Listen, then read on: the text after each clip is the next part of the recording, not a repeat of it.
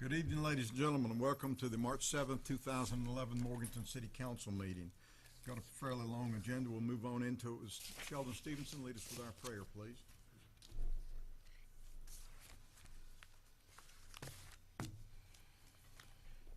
I wonder if you've noticed that the forsythia are coloring out now, and buds are coming out on the pear trees.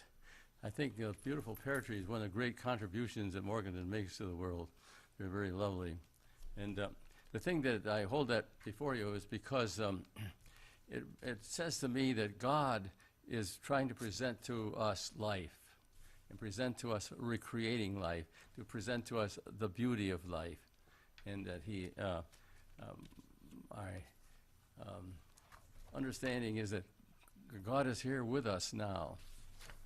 And one thing he's concerned about is our work, what we do, but he's also concerned about the beauty of our lives, how we hold before the world something that God has created is very beautiful. And I'm glad, especially to be honoring Officer Ron Gibbs tonight in the part of our thing. He's a good, great guy. May we pray. Dear Lord, help each of us to realize you are present here with us right now. Help each of us to know you're the Spirit of love, and we're expected to radiate with the flow of your love from each of us to one another. Help us to know that since you are love, we are to love people that aren't even lovable. That's our call. Help us to know that each of our lives is empowered and enhanced by you, and that the work of the council expects great things from us. The God in the work of the council expects great things from us. Help us to realize our city, Morganton, is very important to God, and that only our best is good enough. Our lives are sacred to thee. Help us to be beautiful and spirited persons. We pray in thy holy name. Amen. Thank you, Steve. Introduction of our city council. On my far right is Dr. Hamer, City Councilman Forrest Fleming, Steve Settlemeyer, our city attorney. I'm Mel Cohen, your mayor. Sally Sandy, city manager. Larry Whiston, city councilman. John Cantrell, city councilman. Kelly Russell, recording secretary, and Becky Brinkley, interpreting for our deaf community. Lisa, I'm going to ask you to come to that podium if you would, and I'm going to read a resolution honoring Lisa R. Caldwell.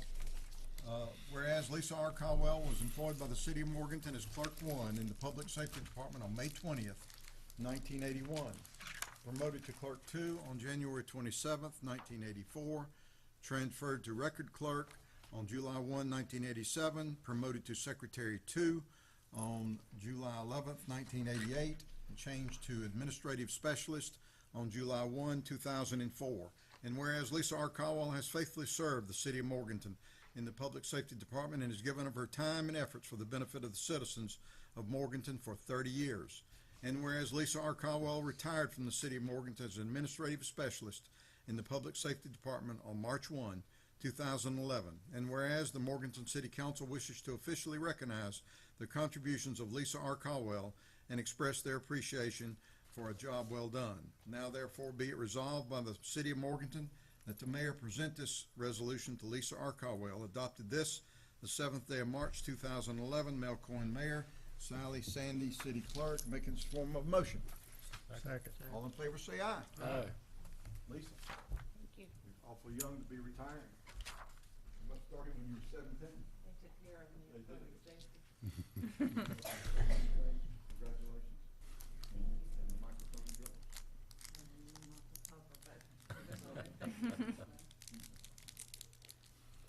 I just want to thank everyone for being so good to me during my 30 years at the city. It wasn't easy. It was hard. But when you got surrounded by good people that we have at Public Safety and good support, you can do it. Thank you. Thank you, Lisa.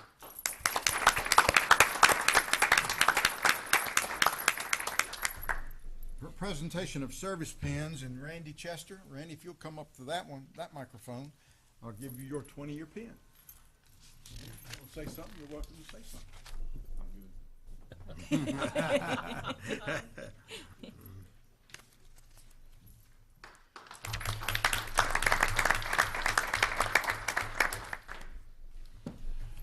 Ronnie Gibbs, 20 year, by the way, Randy is with the electric department. Ronnie Gibbs, 20 years with public safety.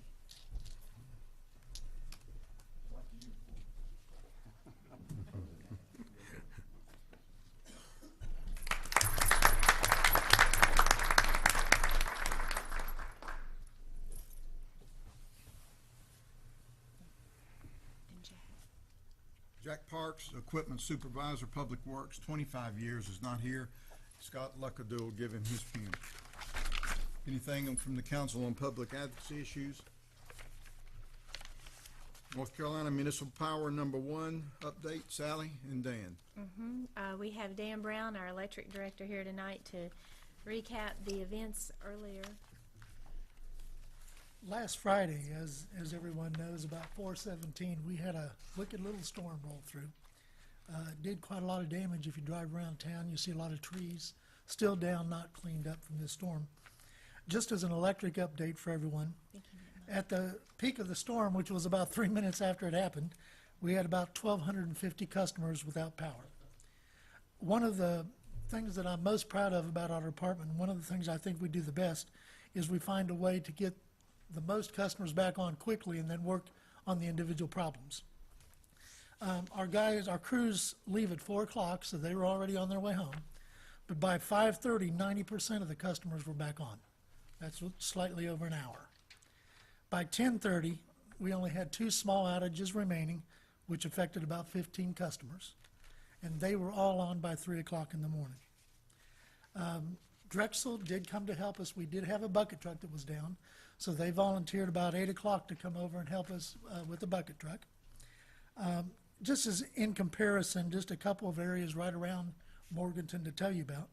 Foothills Drive, which was behind Grace Hospital, didn't receive power until Tuesday afternoon. Harbison Drive, which is, I think, Sally, is right behind you, kind of. It is. They were after 3 o'clock Tuesday afternoon. Now that's, who are they? Duke Power. Duke Power. So just as a comparison, just to show you how quickly we responded and, you know, how much longer some of our neighbors were without power.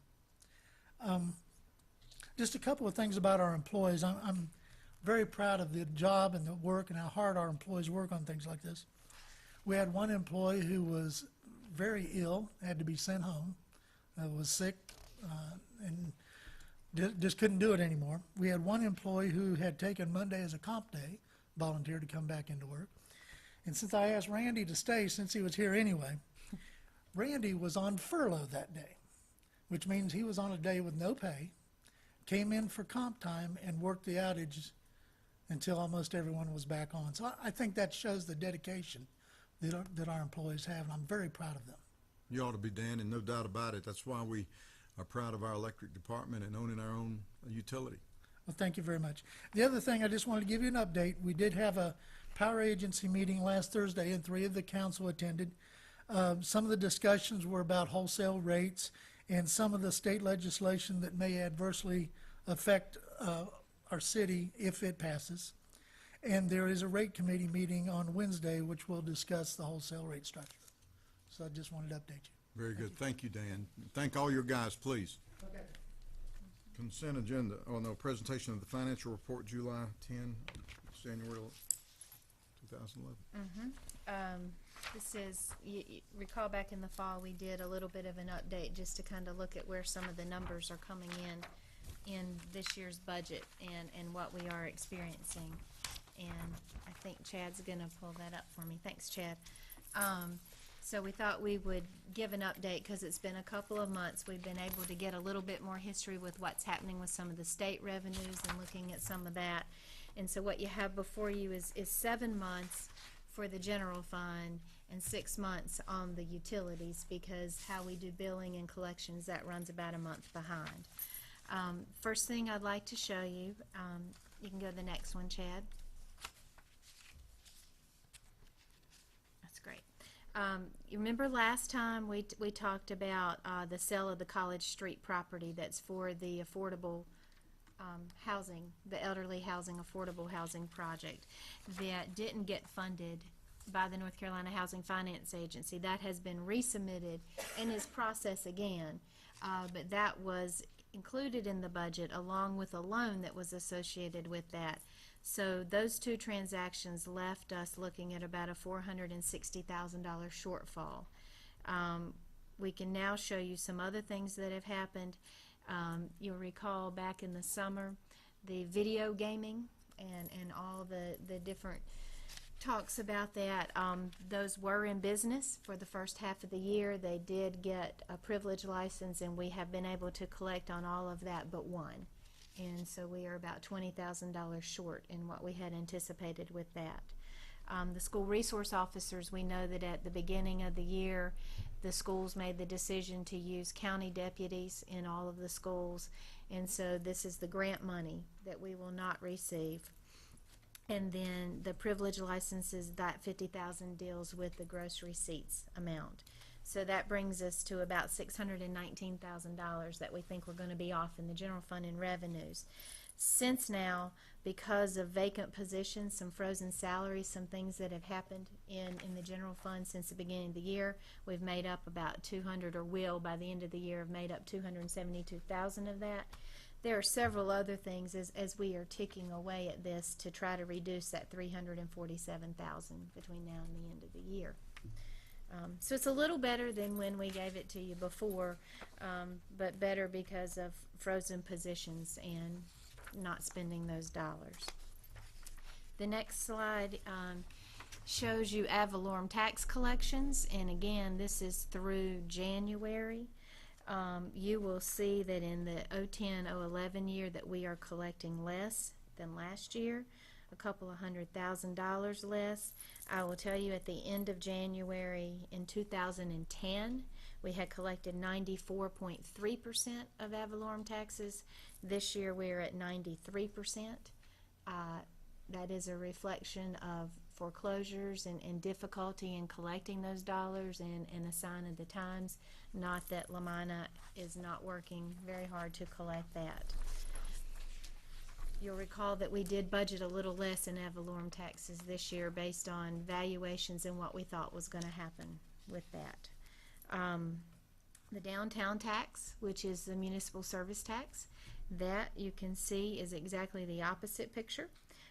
Those collection percentages are quite high, and we have collected about $16,000 more than last year at the same period of time. The next one is interest earnings. Remains depressing. You'll see at the same time last budget year we had collected a little over $78,000, and this year we're at $45,000, and that's reflective of the interest rates we're able to get on the monies we're able to invest. Sales tax, and this is a big one, and this is something, this actually is a surprisingly exciting picture.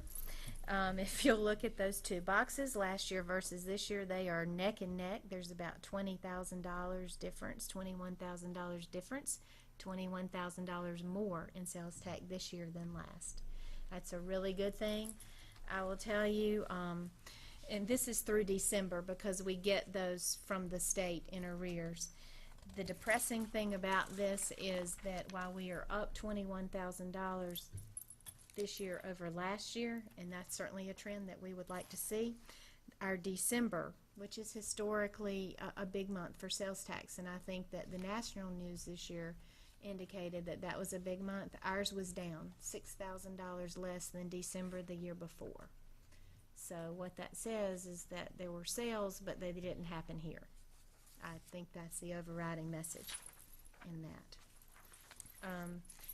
Again, the next slide, Chad, we talked about the video gaming licensing, and we've received $101,000 and still $20,000 outstanding, not collected yet.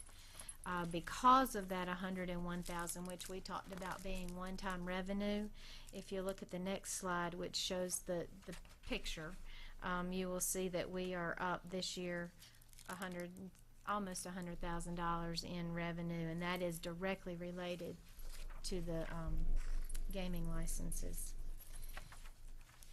comparing general fund operating expenditures for the 7-month period this year to last year, they are running neck and neck. We're about $11,000 less in this year than last year. Thought that in the fall we didn't look at the utilities funds because it was very early, and because of that lag we didn't have good enough information. Wanted to show you where each of them stand, revenues versus expenditures, because that's the true measure there. In the water fund for the first half of the year, revenues are exceeding expenditures by about $26,000, and that is on purpose as we are holding expenditures down. The electric fund, you will look at the chart and see that year to year, December to December, we're running about $500,000 ahead of last year. That's reflective of the rate increase and the weather, the extreme weather that we have had. And I'm sorry, not year to year, that versus expenses. The wastewater fund is the first half of the year, revenues versus expenditures. As we had predicted, we are running about $162,000 short there in collecting revenues versus expenditures. That is in somewhat related to some of the contracts and the leases that we're operating out at the plant. You'll know that we've done some temporary measures as we are working toward the big project and having to lease some equipment and do some things differently. That too is planned. The cable fund, the Compass Cable Fund, if you'll look at that, we are looking at about $120,000 more in expenditures to point than revenue.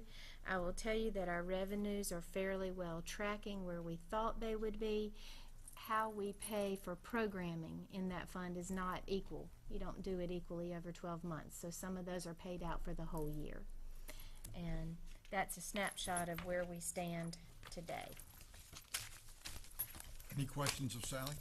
Sally, on this cable fund, do the expenditures reflect the last bank payment? They do. The last debt payment was made in December, and that was a little over $500,000. And that was the last debt payment, so.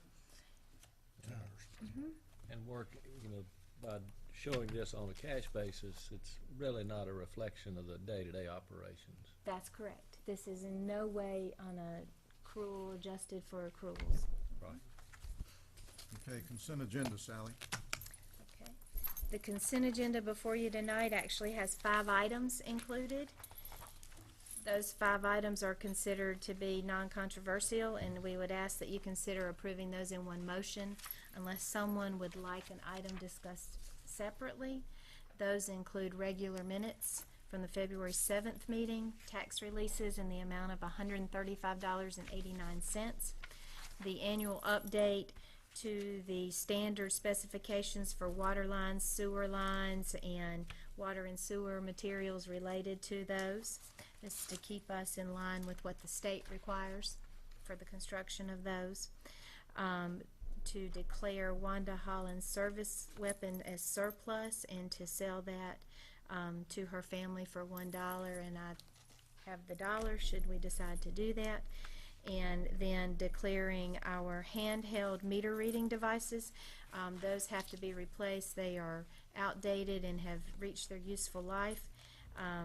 We are getting a $1,500 trade-in for those toward the purchase of the new equipment, but you need to declare those surplus.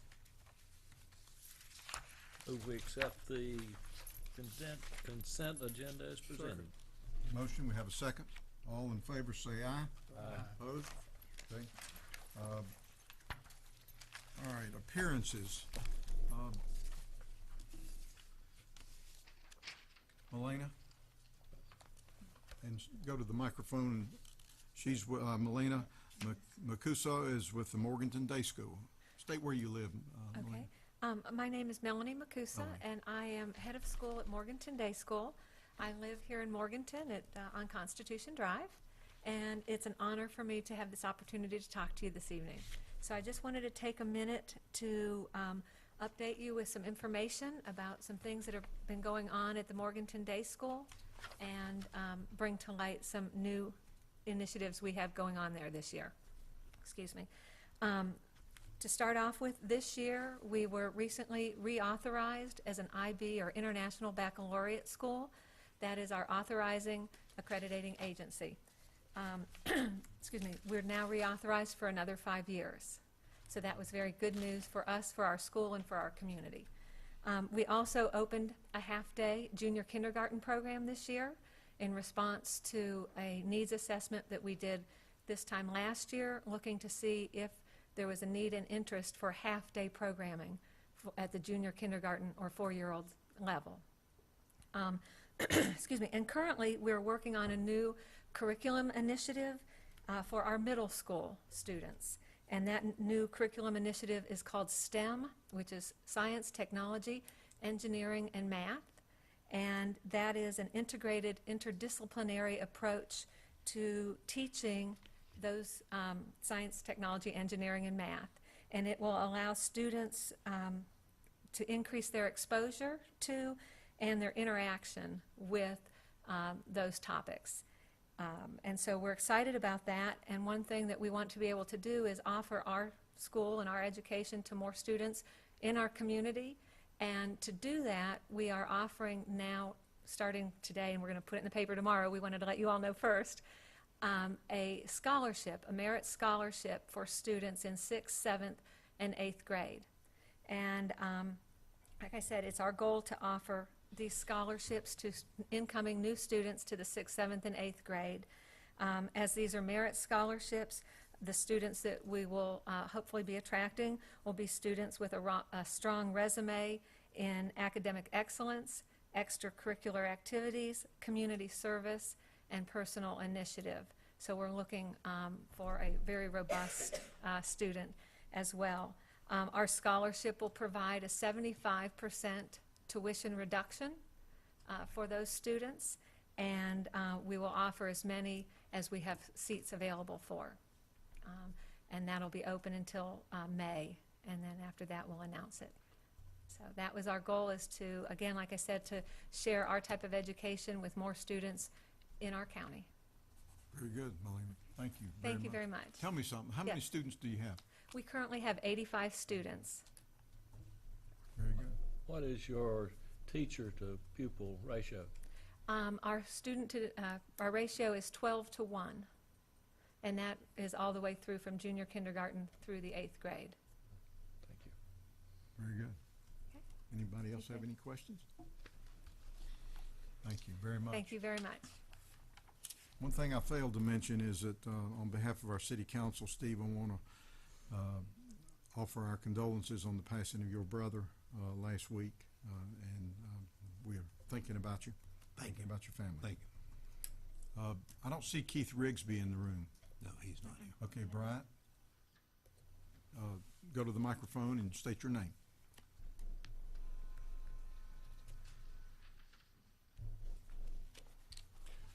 Mayor, members of the council, I'm Bryant LINDSEY, a proud resident of Morganton. I live at 113 Rockview, and can look at Table Rock in the morning and in the afternoon from that location.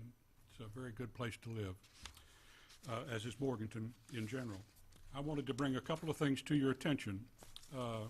First of all, the OVTA, Overmountain Victory Trail Association, is having a board meeting. They have quarterly board meetings usually. They're having a board meeting this Saturday at noon at the Rutherford County building. I'm not a member of their board, and indeed there is no member of their board from Burke County. But I'm going to go down because they do have open public meetings, and if there is anybody from the city of Morganton who'd like to catch a ride, I'd be happy to provide the gas for the trip, and if nobody does ride down with me, I'll be happy to bring back notes from the meeting that will help us as we go forward in making certain that the National Park Service does indeed build the headquarters and visitor center at Rocky Ford. The second thing that I wanted to mention about OVTA, the Overmountain Victory Trail Association, is we don't have a chapter of that association in Burke County, and we are probably one of the only major areas of the trail that doesn't have a chapter. In order to have a chapter, we need to have 10 personal members and present a petition to OVTA that we be designated as a chapter, and at that point, we would have an official representative on their board who could attend officially and make motions and vote.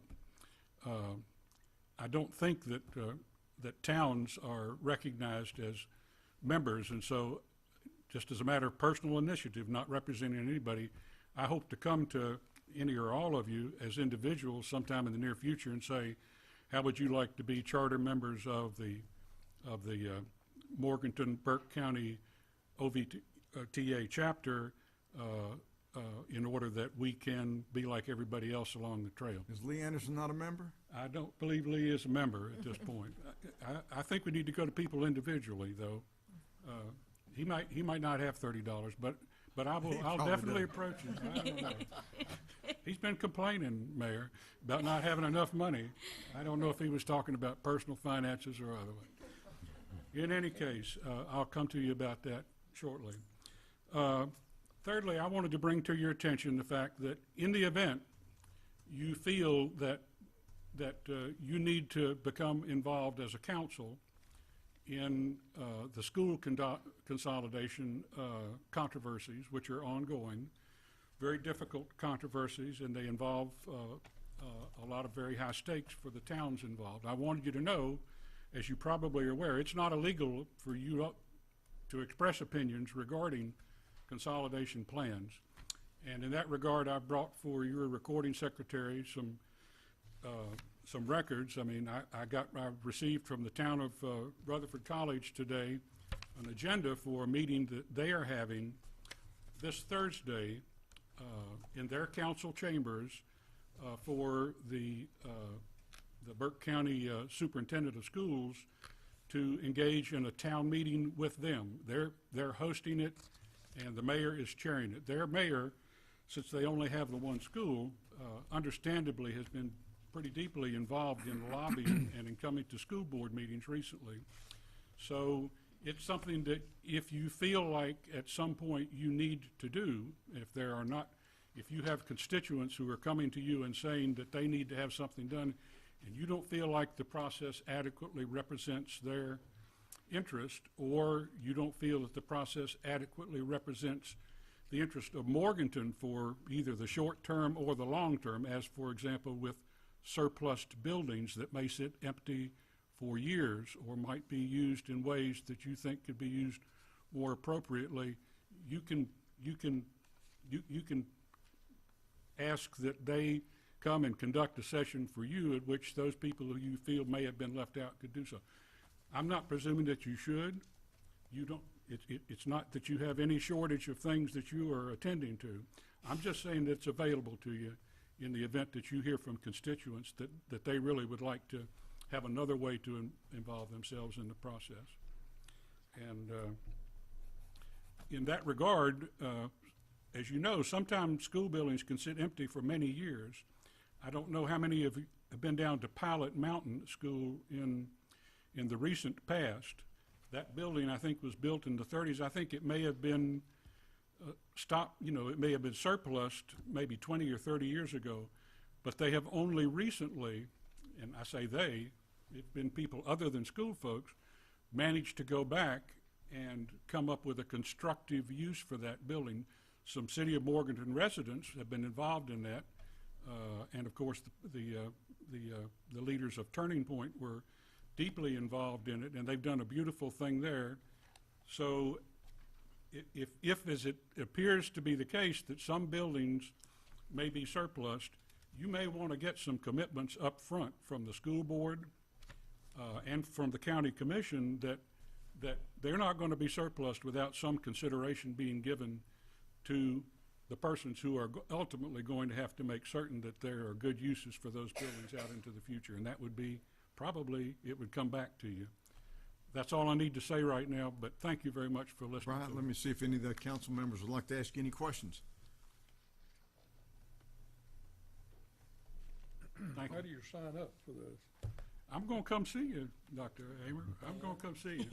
I'm going to go down and make certain that I'm using the appropriate way to approach you all individually on Saturday. I'll come back. They'll Dr. want Hamer your would be a money. good charter member. I think he'd make a good charter. Lee, number 2. Pardon? Lee Anderson, number 2. Lee Anderson, number 2. Thank you very much, Mayor. That will be helpful when I talk to Lee. I'm Thank sure. you, Bryant. Appreciate it very much. Anyone else in the audience would like to come before the city council that doesn't have anything on the agenda a little later on tonight? Okay. Next item is a public hearing to consider the City of Morganton amendment of the 2010 and 2007 action plan for the CDBG entitlement program. Sally. We have Lisa Helton here tonight to talk to us about the proposed changes in our plans for how we're gonna use those monies. Good evening. This is a required public hearing to amend our 2010 and 2007 action plan. We originally had some money set aside for the sidewalk project. The amount was $106,572. We would like to eliminate that line item and reenact the small business loan program, move those funds into that line item, and we also had some funds left over from the 2007 action plan, $67,889 for a total of $174,460 to be moved to the small business loan program. Anyone in the audience would like to ask Lisa a question? Close the public hearing, council. Make the motion, adoption of the amended action plan fiscal year 2010 and 207. Second. Okay, we have a motion, a second. Any discussion? Do we have any specific plans on how this 161 will be used? Well, we just wanted to open it up. When we had the program before, we did some applications, ran an ad in the paper, and that's what we plan on doing. We're going to relook at the original program and see if there's some changes we need to make, but the money will be available for anyone who, would like to apply for the small business loan program. Sharon, can you speak to the success of the previous program? Please. We, in fact, the Burke Business Loan Program that just started in January, we've managed to get $60,000 awarded to our downtown merchants, and then we've awarded another $75,000 to date to businesses anywhere in Burke County. It has proven to be very successful. I think we're going to probably have another review of 5 folks on that. The And main that's the Golden Leaf money? That's Can I the Golden clarify Leaf that? money. That's the Golden Leaf money that came through the community initiative process to set up the loan pool for all of Burke County. And then the Main Street Solutions Fund grant, of course, is loaned out $221,000, and that has been a huge success, and they have even allowed us to readjust some of them where others didn't take. So, in fact, I want to know how I can get a hold of some of this money. So it's a very good thing. I've had calls from all over of people looking. Sharon, when we had it before, how were the collections? Did we have any problem with collections? From our downtown merchants, I've not had problems. There was a couple one person that was slow, but I believe that she has paid to date. And other than that, we're probably about 99.9% in collections. And the last time, of course, this is not just for downtown, this is for everything. Citywide. And citywide, and we did several last time that weren't in downtown, right? Yeah, we had four loans, and the last one, I think she owes maybe just a couple payments, and we'll be done with that one. I will tell you it's needed. Thank you. Any other questions of Lisa? Anybody in the audience? Yes, sir. Yes, ma'am. I have to ask you to come up. Let's see, people can't hear you. Say it loud. We can repeat it. Yeah. I would just like to know where the sidewalk money came from to start with. Was it from tax money, or was it from people who, lived where the sidewalk was gonna be, and did they put money in it? I can address that. This is our CDBG money, which is Community Development Block Grant money, and that is a small pot of federal money that we We're actually an entitlement city. We used to be the smallest entitlement city in the country. Now I think we're the next to smallest entitlement city in the country. And so it comes from the federal government directly to us, and it's determined by a formula. And we are required to spend this money within specific periods of time, or else they recoup it or don't give us future money. We're required to spend it the way that the action plan is developed and approved, which goes all through HUD improvement. Correct me when I get wrong. And so that's the reason in having the public hearing and moving it from some sidewalk money into the loan program. That approval will have to go back through and be done so that the feds say we can spend it that way. And it's required to be spent in low to moderate income areas. That answer your question? Or with low and moderate income individuals. Or with low and moderate income individuals, like in the loan program. Yeah, we've done many different types of programs with this. It's in the past 20 years. We used to do housing renovation in low and moderate income neighborhoods, but the waiting list got to be so long and the monies are so small. We reappropriated to try to do larger community type projects that had a larger impact on the entire community rather than doing individual home renovations, because you could only do like 2 or 3 a year with the funding, small amount of funding that we get from the federal government. We get somewhere, and it changes based on the formula and everything every year, like 100, anywhere from, we've gotten as little as 130-some thousand, 130 to 140,000, to as much as about 180-some thousand. Yeah, those programs are very much in jeopardy in the coming budget year with the federal budget discussions that are going on right now. So at any given time, that money could go away very quickly. Okay, any other comments from the audience? Close the public hearing, council. You got a motion and a No, second. we've got a motion second. Any other discussion? All in favor say aye. Aye. Opposed? Okay. Next item is consideration of an encroachment agreement at Murray's Restaurant. Sally? Murray's Restaurant is, I hope everybody knows, is located at 150 South Sterling Street. That is a restaurant that has taken advantage of the loans from the Main Street Solutions Fund and the grant that we received. That is located in a building that has been upfitted and owned by Ruth and Ed Jones. At the same time that we applied to the state for the Main Street grant money for the loan program, we applied for a small portion of that to be used for grants to property owners. And Ed and Ruth are property owners who had qualified for that. This is to install a patio in front of the building on the sidewalk. The sidewalk there is about 18 feet wide. We are looking at that patio that'll be something similar to the one at Jake's next door, and will encroach into the sidewalk about 9 feet. And historically, whenever we have done this, we have adopted an encroachment agreement, and that is actually recorded with the Office of the Register of Deeds, and sets up the criteria so that the property owner understands that in the future, should something happen, we need the sidewalk back, you know, something changes, that they have to respond to that. Okay. Make a motion to approve an encroachment agreement with Ruth Groom Jones and her husband Edwin Wilson Jones for the property located at 150 South Sterling Street. Second. Have a motion, we have a second. Any discussion? All in favor say aye. Aye. Opposed? Okay. Consideration of the 2011 municipal election agreement. Sally? You have before you a proposed agreement. You know that for some time, we have been exploring the possibility of having the Burke County Board of Elections conduct the City of Morganton elections.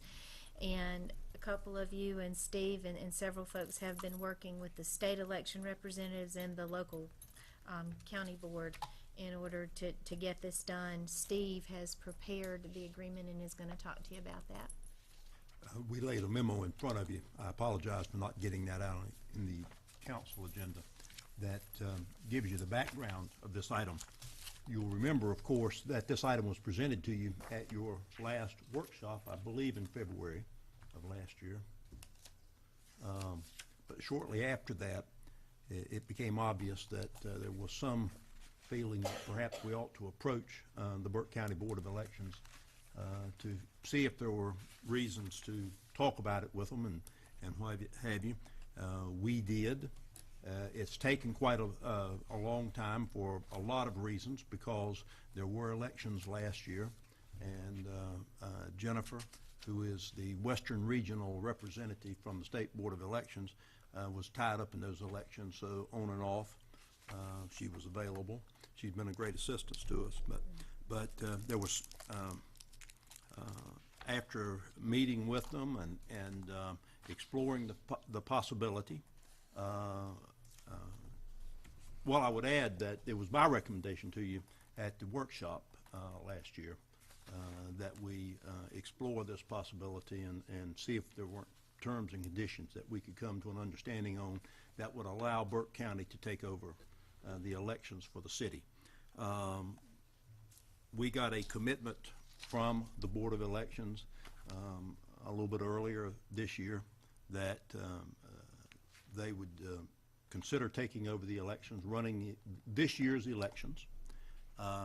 We indicated to them that it had to be done fairly rapidly now, because normally in April we would be making appointments to a municipal board of elections. We would be establishing our election procedures so that the municipal board of elections would be conducting the elections later this fall. It's been indicated to me that the county's all set to go on this item. I prepared this agreement. It's based partially on a template that the state provides, based partially on the agreement that the city of Shelby has with its county board of elections. Shelby and Statesville are two cities that I look to for resource material, because they're very similar cities to us. Size, well, Statesville's significantly larger, but Shelby's about the same size. But they're electric cities and has a population demographic similar to ours and everything, and they conduct elections the same way that we do here in this town. So I'm presenting it to you to see if you would agree that the Burke County Board of Elections would, beginning this fall, conduct elections. Now, in meeting with them, we emphasized with officials from the County Board of Elections, we emphasized the need for an orderly transfer, and we discussed and talked about for this transition election this year, that we would keep it as much as we could the way we do business, except that it would be conducted by them this year. And a future council, recognizing that great change may come, or no change at all, who knows, this fall, that future councils would also deal with this and have a right to decide how elections, the method of elections at least. And so this agreement provides that they will conduct the election. They will use two polling places, the Senior Citizen Center and the election office out on South Sterling Street. And but that it will be conducted in accordance with the method that the fathers in 1970, in the 70s, actually 74, chose, which is the runoff, election and election runoff, nonpartisan election and election runoff method. That can be revisited next year in the aftermath of this election for a new council to make the final decision on the method of the election. But this transfers the procedures themselves to the County Board of Elections. I'll be glad to answer any questions. It's been a little bit of a long, drawn-out process, but we've been at it for about 9 months trying to get this worked out. Scott, if you want to move toward the microphone, but some of the council members want to ask Steve a question, you're welcome to. The memo probably answers more of the questions than the agenda summary, but I'll be glad to. It does provide, but state law provides, that we pay the cost of elections. They gave us an estimate that it has creeped up somewhat from the initial estimate that they gave us, but that's because they want to be cautious. Regardless of the estimate, they will have to prorate out the cost and assess us what they determine to be the actual cost of the election. The $20,000 doesn't include in a runoff election if one is held. We've not had many of those in times past, but we have had some. Be glad to answer any questions. Scott, state your name and where you reside. Scott Jackson, 107 Terrace Place. I guess addressing what Steve just said, I really wanted this thing to go further than what we're doing. To me, it only makes sense to have one election for the community, and I believe that should happen in November. I understand that we have a runoff procedure, but there are ways to get around that. You could either do it via a plurality vote, or you could have the instant runoff procedure, which we had in the last election for a judicial election. Either way, we're forcing people to go to the polls twice. And I'm also up here as a county citizen too, because I pay taxes to the county, so we're incurring the cost. We're still incurring the cost of two elections. Whether or not the county takes it over or not, we're still incurring that cost. And if we would come to a runoff, I think most of you will remember the Democratic senatorial race last time. The drop-off in participation was over 60%, and the winner of the election actually received less votes than the loser, or the person who got the lowest amount of votes in the first round. So I think that should be a consideration in the future. Thank you. Thank you, Scott. Any questions? The instant runoff method is not available to us as a city. That would require the General Assembly to change state law. I can't deal with what the General Assembly might do. So that method is not available to us. The plurality method is one of the four methods, as my memo puts out, as sets out, and as I explained to you last spring. The plurality method is one of the four methods that's available to us for a city to conduct its elections. There's a partisan method with a primary.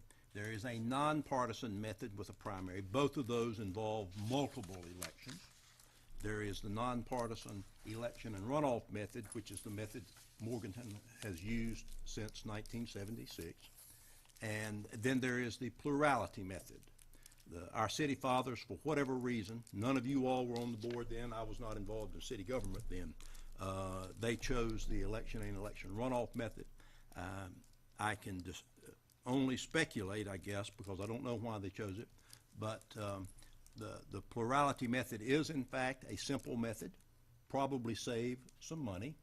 It's not going to balance the city budget with the amount of money that saves, but one of the problems apparently they saw with the plurality method is that it encourages large numbers of candidates to file for office in hopes that someone will siphon off all the votes, disperse all the votes among multiple candidates, and somebody who's not particularly versed or doesn't particularly care for the city can get elected.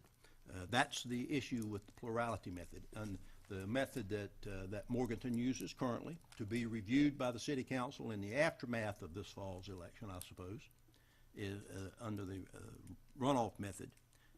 You have to have the support of the people, because you have to have 50% plus one, at least, of the voters to get elected.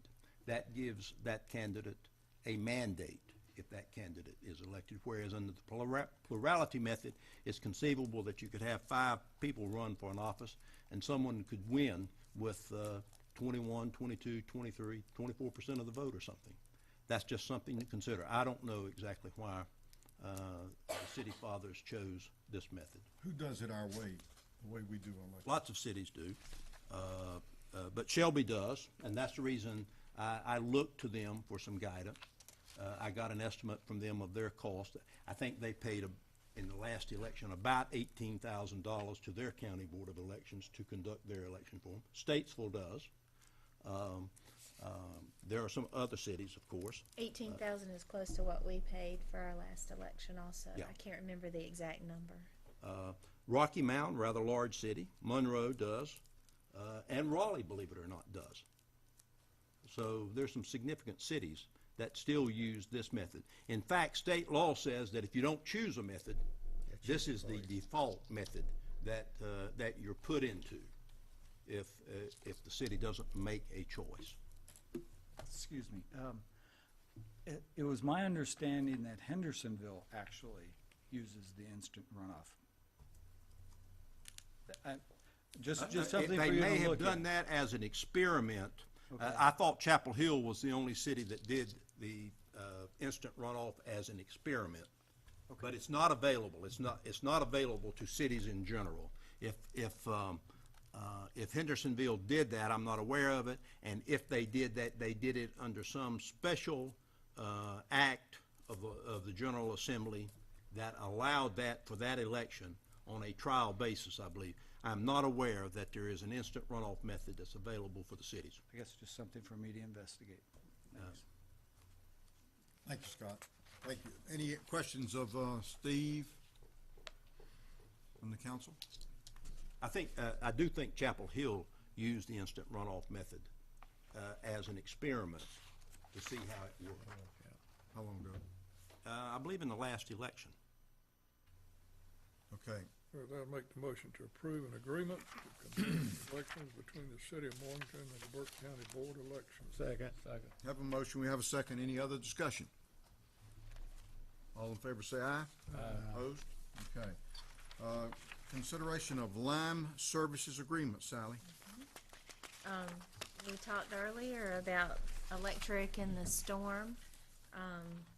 Yesterday, we had a significant water event, wet conditions, and that's when the water plant and the waste treatment plant folks get to shine and do what they do. And they were pedaling awfully fast yesterday, weren't they? and still reeling from that today. In last budget year, we had budgeted to construct and do a new lime feed system at the waste treatment plant. We use lime in that process. And as other issues started happening out there in these wet weather conditions, and we started looking at the special order by consent process and looking at the needs for the larger project, we put that off and used those funds to do some things toward that. We still need a lime feed system out there, and are recommending, and we had rebudgeted for that this year, and are recommending that we not spend that $200,000 currently, which is what we think it would take for that system. We would ask you tonight to consider allowing us to rent some equipment from Burnett Lime and to use that basically and use their products, their loads for about 1 year. That would include a $15,000 installation fee, $775 annual maintenance fee, and then we have committed to buying a minimum of 15 loads of lime at $2,200. The total for that is a little under $50,000, $48,775, and feel like this is a better opportunity for us so we get closer to the design work and the $10.5 million project and can fit this in better with that. I move we approve the Burnett Lime Company Services Agreement. Second. Have a motion, second discussion. All in favor say aye. Aye. Opposed? Okay, consideration to enter into a sale attachment and lease agreement on the Glen Alpin water tank with T-Mobile South LLC. Sally? You'll recall that we have several lease agreements on water tanks all over our system. Form of economic development, we like to call it. And what it basically does is allow cell companies to attach to our water tanks in order to build their network and how they provide the signal for their service. This is a pretty standard one, and looking to do 2 attachments. It's a 5-year renewable lease. We have used this standard agreement for quite some time now, and that would be in a lease amount for $24,000 a year. Truth is, it's become a significant source of revenue.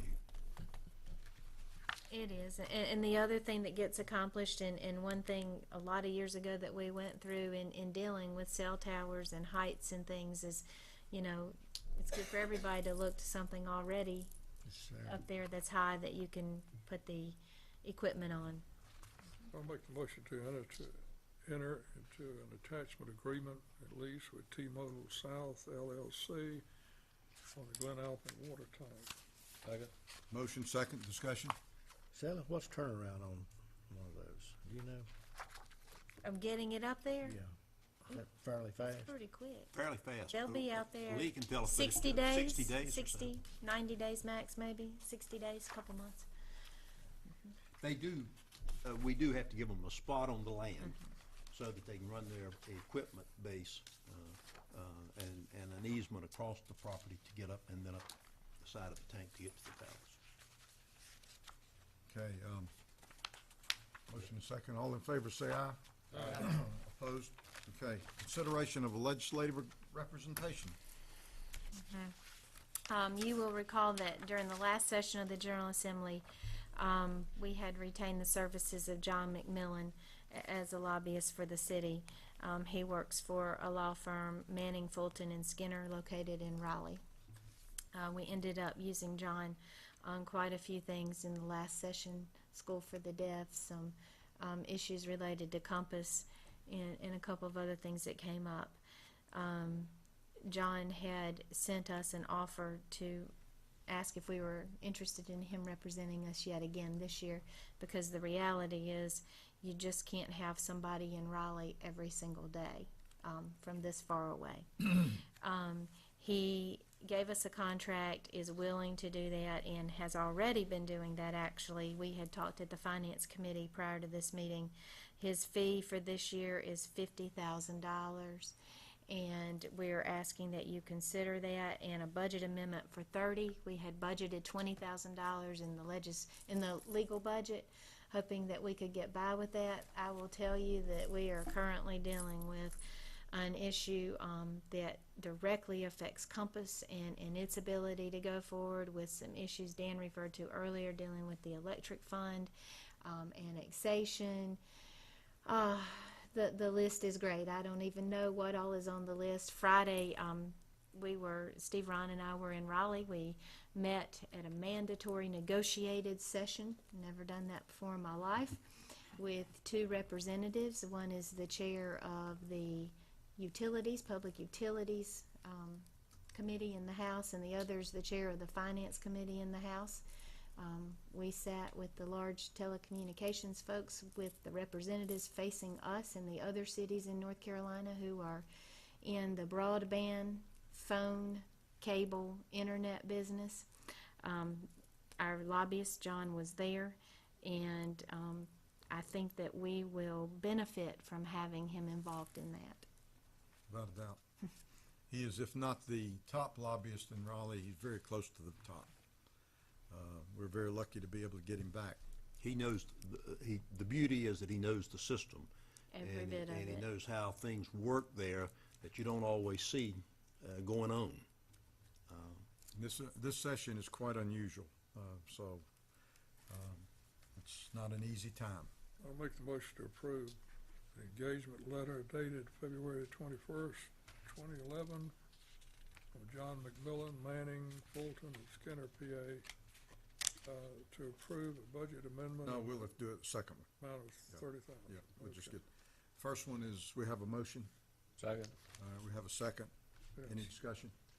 Second. All in favor say aye. Aye. Aye. Opposed?